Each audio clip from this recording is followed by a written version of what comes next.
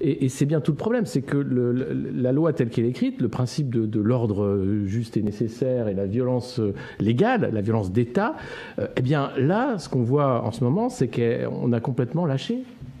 On a lâché l'ordre républicain, on a lâché le devoir, le respect, parce qu'on dit que, mais vous savez, on ne peut pas comparer la violence d'un émeutier à la violence d'un policier qui est en train de faire n'importe quoi.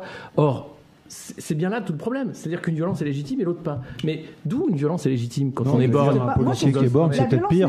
Mais attendez, alors là, je suis complètement d'accord avec toi. Et sur les plateaux télé, ce discours est intenable. Mais la violence légitime, non, tu peux pas. Attention, cette violence n'est pas légitime. Mais de toute façon, c'est une erreur. Mais... D'abord, premièrement, quand on parle de violence légitime de l'État, ça n'a jamais recouvert la dimension de violence physique. La violence légitime de l'État, mais pour que les gens le sachent, c'est des concepts, voilà, c'est une force de coercition. Ce n'est en aucun cas, l'État n'a le droit de frapper, de maltraiter, de torturer.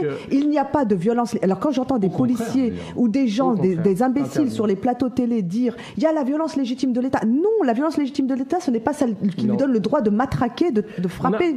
Pas du tout. Elle recouvre une autre dimension. C'est la déclaration des droits de l'homme et du citoyen, la première, où tout est écrit. Et toutes les lois, en fait, devraient être tamisées par ce texte, qui est très simple. Et d'ailleurs, c'est un texte extrêmement libéral, où on parle de liberté personnelle. Ce texte, il est foulé aux pieds quotidiennement.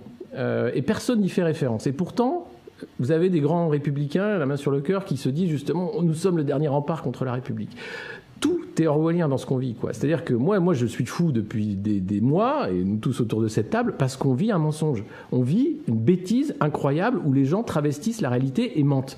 Et ça, les gens sont pas dupes. Enfin, quand on voit tous les gens qui descendent dans la rue, malgré la peur de se faire tabasser, malgré le risque, ils y sont pour une chose, c'est qu'ils veulent remettre un peu de vérité, un peu de réalité dans ce mensonge.